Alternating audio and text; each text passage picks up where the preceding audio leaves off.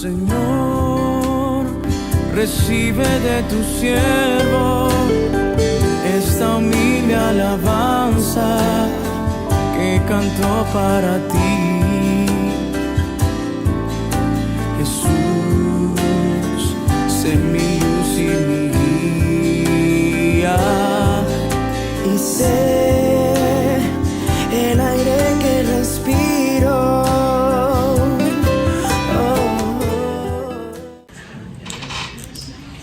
Muy buenos días, hermanos, Dios les bendiga. ¿Qué tal? Ya está haciendo frío en Lima, es día jueves, ya empezamos un nuevo mes. Y con este nuevo mes continuamos con el libro de Corintios. Vamos a orar al Señor para agradecer por esta palabra, que el Espíritu Santo nos direccione. Padre Celestial, gracias una vez más en esta mañana. Pedimos la dirección de tu Espíritu Santo para comprender tu palabra.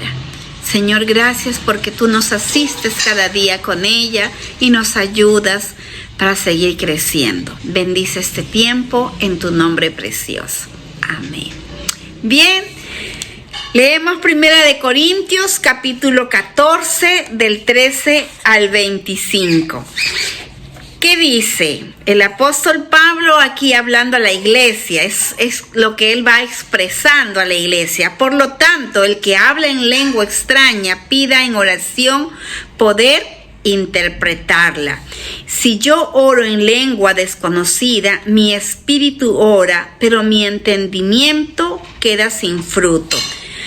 ¿Qué debo hacer entonces? Pues debo orar con el espíritu, pero también con el entendimiento. Debo cantar con el espíritu, pero también con el entendimiento. El apóstol Pablo está expresando a la iglesia, una iglesia que se había desarrollado esto, pero que no lo estaba utilizando bien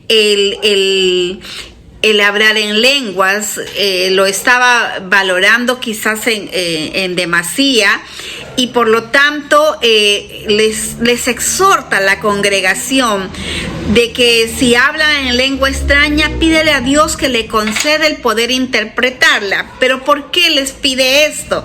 Porque más adelante dice: porque si tú alabas a Dios solamente con el espíritu y una persona común y corriente te escucha, no podrá unirse a ti en tu acción de gracias, pues no entenderá lo que tú dices. Tu acción de gracias podrá ser muy buena, pero no será útil para el otro. O sea, para ti puede ser bueno hablar en lenguas, puede ser bueno tener esa comunicación, porque el hablar en lenguas es una comunicación con Dios en lo espiritual. Y esto pasa por alto muchas veces el entendimiento. Pero el hablar en lenguas es una comunicación directamente con Dios y no con el hombre.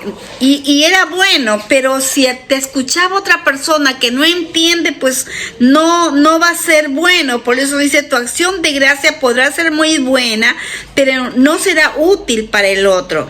Y el apóstol Pablo dice: doy gracias a Dios porque hablo en lenguas extrañas más que todos ustedes. Pero en la iglesia prefiero decir 5 palabras que se entiendan para enseñar así a otros que decir 10,000 palabras en una lengua extraña.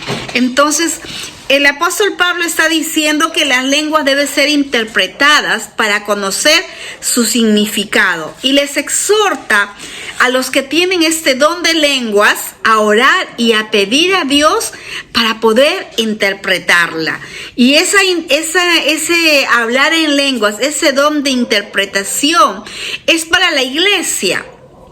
El que uno puede hablar en lenguas, en lo personal, es una comunicación, como dije hace un momento, solo con Dios. Es un lenguaje que solo Dios lo va a entender y que puede ser de edificación para uno mismo, pero si quizás ahí estás en la congregación y entra alguna persona nueva, no te va a entender, quizás se dice van a escucharlo, pero no lo van a entender. Y si todos hablan en lenguas, van a decirnos, todos estos están locos. Pero por eso es importante que el que hable en lenguas también tenga ese don de interpretar. Pablo manda a orar en lenguas con el espíritu, pero también con el entendimiento, que eso es algo que sale desde lo más profundo del corazón. Y eso no solamente es en la oración, sino también es aplicable a la alabanza, que tú puedas adorar, alabar a Dios con el entendimiento, sabiendo qué es lo que cantas, sabiendo qué es lo que la letra de la canción va a decir. Y eso es lo que él exhorta a los corintios en ese tiempo, a la vez, ¿no? De que puedan ellos, si van a orar en lenguas, que también tenga esa lengua la interpretación. Como dice aquí, nadie puede decir amén si alguno bendijera solo con el espíritu en lenguas que los hombres no entienden. O sea, si los demás no entienden, entonces con el fin de edificar la iglesia es mejor decir 5 palabras con entendimiento que 10,000 en lengua desconocida. Y eso es lo que dice el apóstol Pablo en el versículo 19. Pero en la iglesia prefiero hablar 5 palabras con mi entendimiento para enseñar también a otros que 10,000 palabras en lenguas desconocidas. O sea, yo puedo hablar un montón de palabras en lenguas espirituales, pero el resto no me va a entender. Y esto, ¿qué es más importante? Que el resto vea que tú tienes este don, o que el resto que no conoce a Dios tenga la salvación. Es muy importante la salvación. Entonces, para nosotros el comprender esto, el entender esto y canalizarlo de una forma correcta es muy importante, y eso trae salvación a la iglesia. Hermanos, dice el versículo 20, no seáis niños en el modo de pensar, sino sed niños en cuanto a la malicia y maduros en cuanto al modo de pensar. En la escritura se dice, hablaré a esta nación en lenguas extrañas y por boca de extranjeros, pero ni aún así me harán caso, dice el Señor. Así que el hablar en lenguas es una señal para los que no son creyentes, no para los que tienen fe. Pero el comunicar mensajes proféticos es una señal para los que tienen fe, no para los que son creyentes. Porque cuando la iglesia se encuentra reunida, si todos están hablando en lenguas y entra una persona común y corriente o un no creyente, creerá que ustedes se han vuelto locos. En cambio, si todos comunican mensajes proféticos y entra un no creyente o una persona común y corriente, él mismo quedará convencido y se examinará al oír lo que todo está diciendo. Así quedará al descubierto lo más profundo de su corazón y adorará de rodillas a Dios y reconocerá que Dios está verdaderamente entre ustedes. Como dije al inicio, el apóstol Pablo está exhortando pues a la iglesia a que no seáis niños en el modo de pensar. En otras palabras, les está diciendo, no sean egoístas, edificándose a sí mismos y egoístas e inmaduros en esa forma como ellos están pensando en esos momentos solamente para ellos, el hablar lenguas para ellos y no pensando en los que están llegando.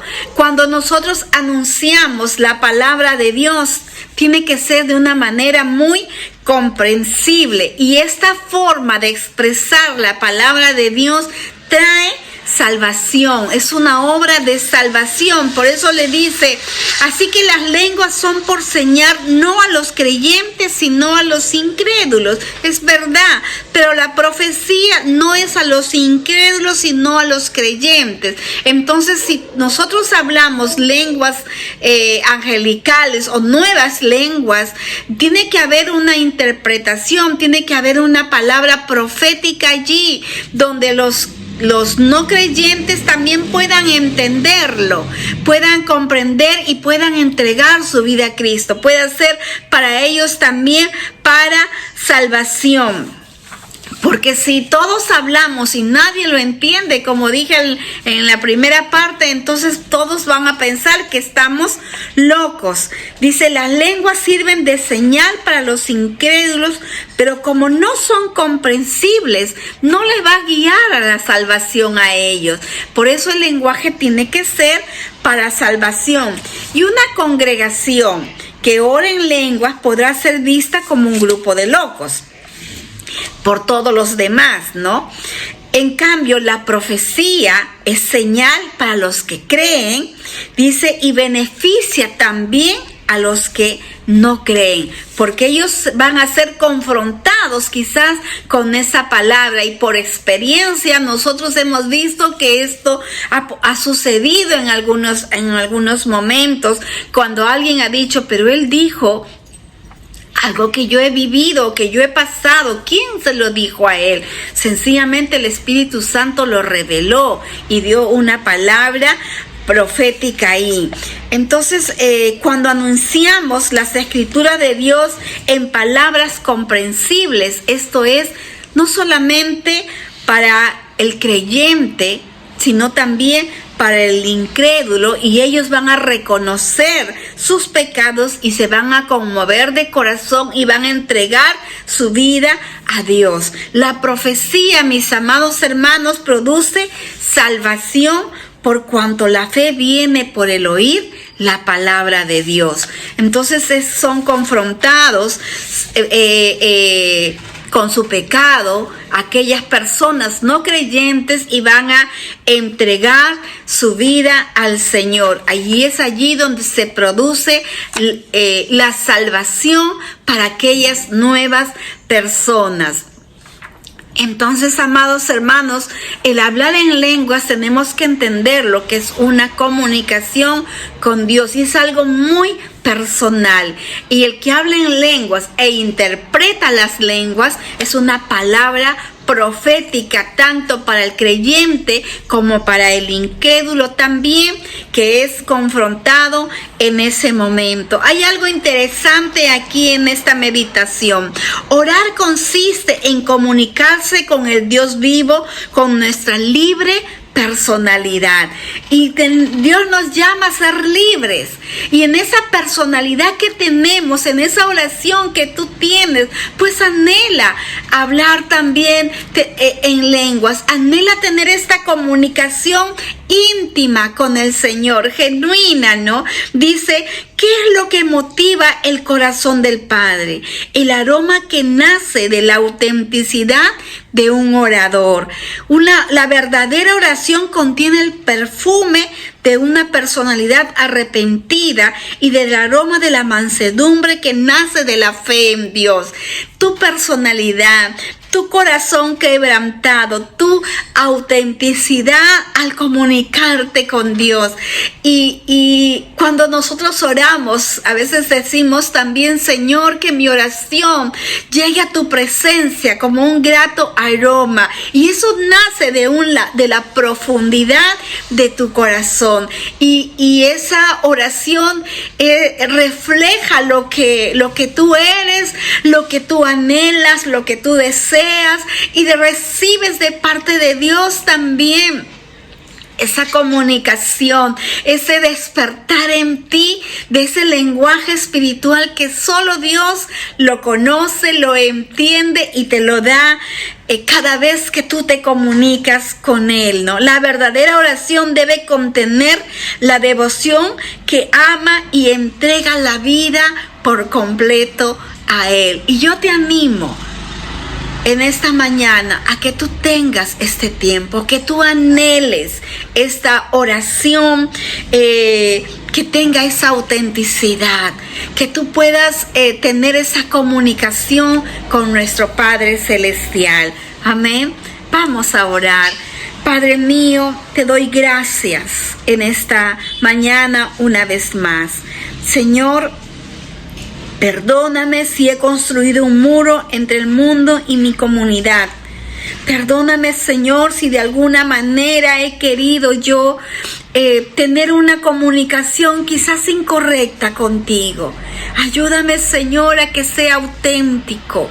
Ayúdame, Señor, a que mi corazón se conecte contigo. Que mi adoración, mi alabanza, todo mi ser, Señor, se eleve a ti.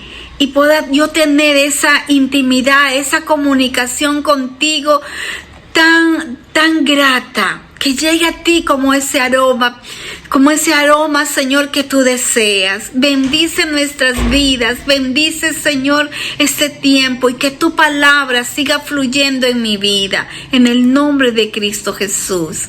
Amén. Amén, hermanos. Dios les bendiga en esta mañana.